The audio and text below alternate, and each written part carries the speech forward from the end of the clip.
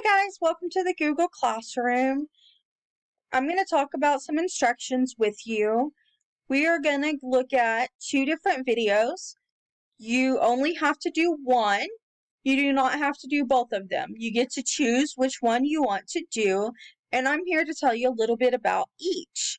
So you have If You Were a Fraction, where you're going to watch this little 4-minute video of her reading you the book.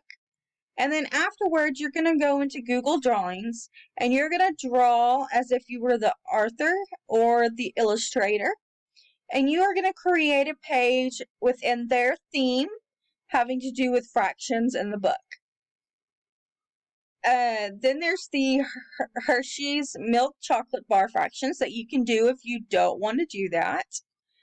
And then this one, you will need a full size Hershey's candy bar, not the king size, just one of the regular Hershey's chocolate candy bars. And you're going to listen to her go through the Hershey's book. This video is about 13 minutes long. You will use the Hershey's bar and follow along through the book along with her. When you are done, you will go into the Google Forms and answer the 2 short questions that we have to go along with that.